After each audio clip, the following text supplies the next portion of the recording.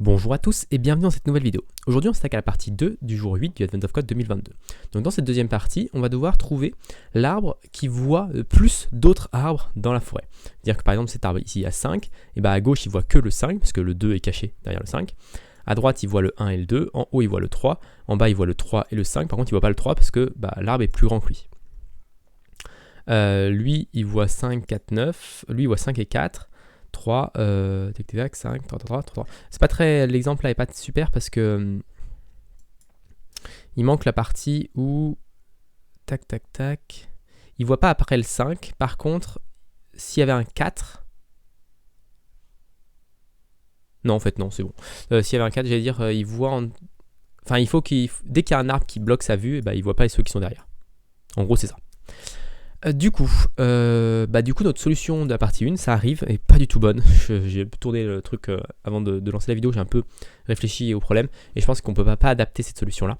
On va devoir parcourir, on va dire, toute la forêt, et faire les calculs de manière plus... je sais pas si c'est plus brut, mais en fait, je m'attendais à avoir... j'ai essayé de faire une solution un peu plus optimisée ici, en essayant d'éviter d'utiliser un hashmap qui indexe chaque position, et ensuite partir de chaque position, regarder tout autour de nous, parce que je pense que c'est un peu plus coûteux en temps, mais je pense que sur une input comme ça ne devrait pas changer grand chose. Donc ce qu'on va faire dans la partie 2, c'est qu'on va faire ce hashmap qui associe des coordonnées à la position de notre arbre. Je ne sais pas ce qui est plus coûteux entre guillemets entre un hashmap et un vec2vec, parce qu'on pourrait le faire aussi avec un vec2vec, mais je trouve que c'est un peu plus clair avec un hashmap. Ok, du coup, reprenons. On va prendre notre partie 1, notre test. On va mettre la partie 2. Normalement, ça devrait pas être trop compliqué non plus. Ce qu'on doit trouver, c'est 8. Donc, il faut calculer un score après en fonction du nombre d'arbres qu'il peut voir. On peut calculer un score. D'ailleurs, ça veut dire qu'il faut qu'on sauvegarde. Pour chaque arbre, il faut qu'on calcule sa viewing, son scenic score. Oui, mais en fait, il n'y a pas besoin parce qu'on peut juste prendre le max du coup. Ok. Alors, du coup, on parcourt notre truc et notre forêt, ce sera plus un vec, ça sera être un hashmap. New. On va apporter ça. Et on va parcourir nos lignes. Nos lines. On va faire lines.enumerate pour avoir un line index. Ou juste appeler line index. Line. Et ensuite on va parcourir les caractères avec un enumerate aussi pour avoir un column index. Et ici ce qu'on va faire, c'est qu'on va avoir plus ça let mut 8. Je sais pas si on a besoin de la 8, mais on va quand même la garder. On va quand même l'enregistrer au cas où. Du coup, on va parcourir ça. Et ici, on va faire forest.insert. On va insert quoi? Alors, je vais garder quand même mon one-char-digit unwrap. On va faire forest.insert dans line index, column index, virgule. Et là, on va mettre notre valeur ici. Est-ce que j'ai besoin d'un i32 ici? Je ne suis pas sûr que j'ai besoin d'un i32 à cet endroit-là. On va l'enlever par défaut. Par contre, ici, je veux des i32. Je pense. Ouais. Ok, ensuite, on enlève tout ça. On va avoir un score, une table de score. Score, c'est égal à hashmap new. Ça va être un mutable aussi. Et on va faire, ici on va directement faire score.values.max. Et ça nous renvoie un option, bien sûr. Tac. Unwrapped, qu'est-ce qu'il veut pas? Expected use size, fan quelque chose. Si j'ai des références, ok. Donc là c'est bon. Et ensuite, du coup, on va pouvoir parcourir, on va faire for line index, par exemple. In 0.2.width. Non, line index, si on parcourt par ligne, par 8. Et for column index in 0.2.width. width. Ok, donc une fois qu'on a ça, on va pouvoir indexer notre size. Donc on va faire la current size, c'est égal à forest.get, donc line index, column index, .unwrap, parce que ça c'est forcément présent. Hop. Cannot find value 8 in this scope.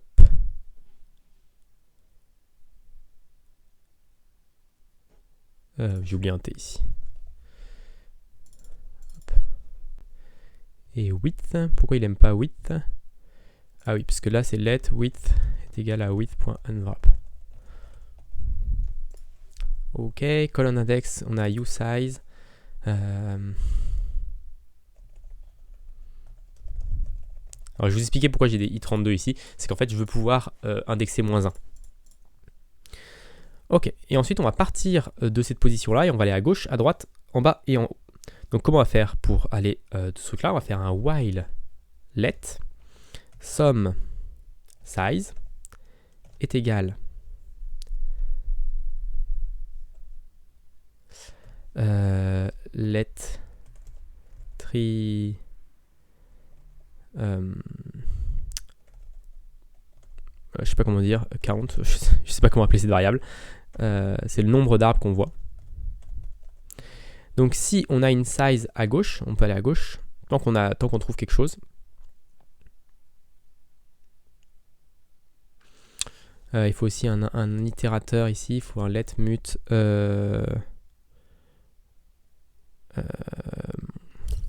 delta.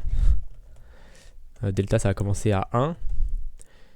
Donc on va faire ici on va faire forest get. Ok, donc ça, et à la place de voir là on va aller à, je sais pas, on prend n'importe lequel, moins delta ici. Delta plus égal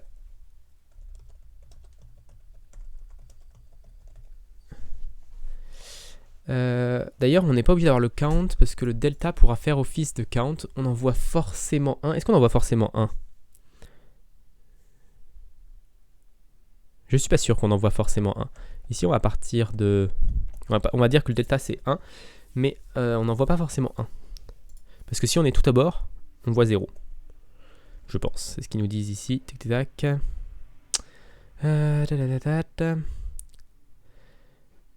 If it is at least one of its will be 0. Ok. Donc du coup, ce qu'on va faire ici, c'est qu'on va faire, hop, on va mettre ça dans un petit groupe. Non. On va faire let mut score est égal à 1. Ok, je me perds. on part à gauche. On enlève 1 à line index. Si on trouve quelque chose, on va checker est-ce que ce quelque chose là, on le voit, il est plus grand que nous ou pas. On va faire forcément ça. On va faire un delta plus 1 et ensuite on va checker. C'est toujours, est-ce que tu le mets avant, après, ça c'est toujours des questions. Et après on va checker si la size, alors c'est, là c'est my size. If size est supérieur ou égal à my size, break. On va sortir de la boucle si on est plus grand. Et du coup, à la fin, on se retrouve avec delta qui vaut ce qu'on veut. Donc score fois, enfin pas tout à fait, delta moins 1. Donc en fait, si une de ces distances veut être 0, ça veut dire que ceux qui sont au bord, ils sont forcément 0. Bon, ça ne sert pas grand chose de les calculer, mais bon, pour plus de simplicité, on va pas les exclure. Ok, et du coup, ça, il faut qu'on le fasse 3 fois.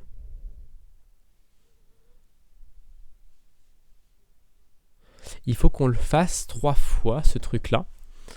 4 fois même. Alors, on peut faire un petit truc intelligent. Alors,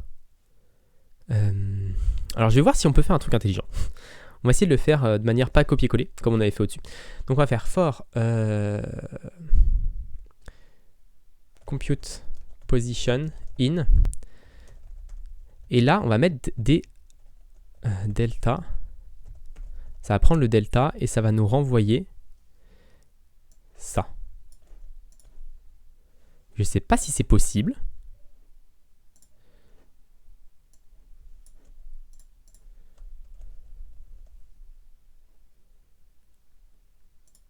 Et ici, on va utiliser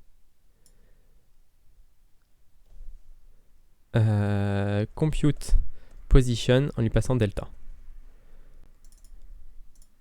Ça a l'air de passer, ce qui m'étonne beaucoup. En fait, on passe des closures ici. Donc on a des fonctions anonymes. On va en avoir 4.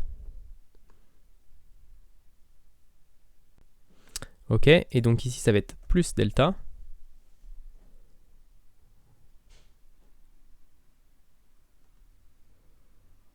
Ah oui, donc là, en fait, il faut que je fasse un box new.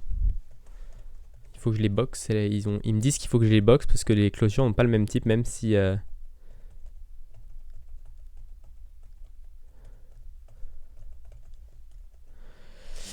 Essayons de faire ça, tac tac tac, et après on va faire la même chose sur le colon index et sur le colon index plus delta. Est-ce que ça passe?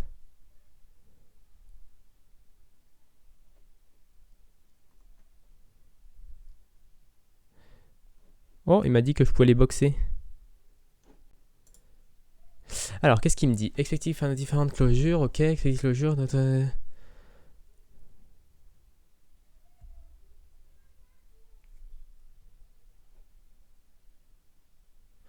Oh, c'est dommage ça.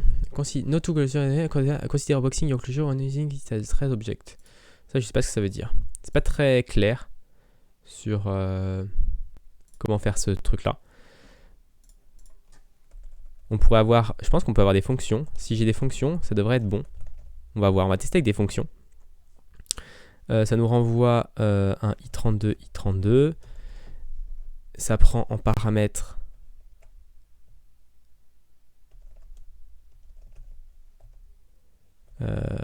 position, qui est un i32, 32, virgule. Alors du coup, ça nous permet de répéter juste la fonction, mais bon, je sais pas si ça vaut le coup du coup. Donc là, le delta, ça va être, je sais pas, un u32, je sais pas ce que c'est le delta. Et du coup, on retourne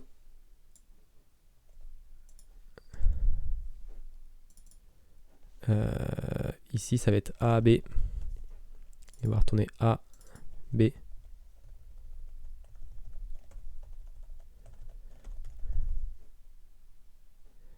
Ok, il faut que delta soit en i32 aussi pour que ça fonctionne. Donc go left, si j'enlève à la line. Si j'enlève à la line, c'est plutôt go up, d'ailleurs. Si j'ajoute à la line, c'est go down. Go left, ça va être enlevé à la colonne.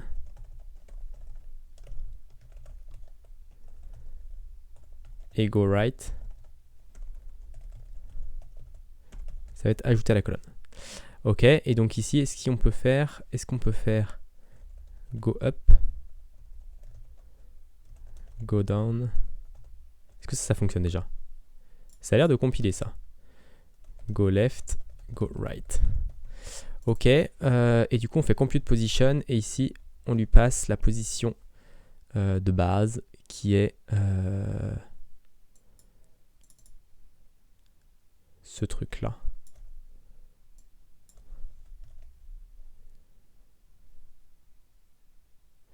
Et ça nous renvoie un truc.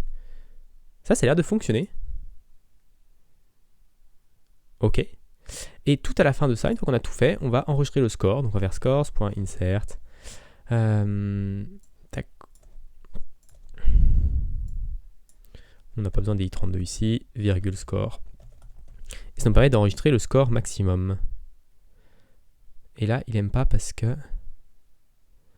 Qu'est-ce qu'il aime pas? Expected use size, you can convert un i32. Ok, donc là c'est un i32, c'est pas un use size. Ok, donc là ça a l'air de fonctionner. On va voir si le test passe. J'avoue, j'ai jamais fait trop ça, mais... Alors c'est bien dommage qu'on est obligé de créer des fonctions ici, parce que c'est vrai que ce serait beaucoup plus joli en closure. Il y a peut-être sans doute un moyen de le faire, je ne le connais pas. Si vous le connaissez, mettez-le moi en commentaire. Ça peut toujours être utile. Je ne sais pas si c'est beaucoup plus lisible que de faire un copier-coller comme j'ai fait un petit peu ici. Ici, on aurait moins pu utiliser des closures, mais ici, c'est vrai que c'est juste une petite opération qui changeait. C'était comment on calculait la position suivante. Donc bon, je sais pas si c'est mieux, mais voilà, ça m'a permis d'expérimenter, on va dire, cette partie-là. Je sais maintenant qu'on ne peut pas passer les closures. Les closures n'ont pas le même type, donc on peut pas faire un tableau de closure. Ce qui est un peu dommage. Du coup, on peut juste cargo run, le bin 08, et on obtient 405 769, et on va voir si c'est le bon résultat, en espérant que ce soit bon. Toujours un petit peu de temps. Et oui, c'est le bon résultat, on obtient notre 16e étoile. Donc voilà pour cette vidéo, j'espère qu'elle vous a plu. Si elle vous a plu, n'hésitez pas à vous abonner à la chaîne et à la partager autour de vous. Et puis moi, je vous donne rendez-vous très rapidement pour la suite de ce Advent of Code.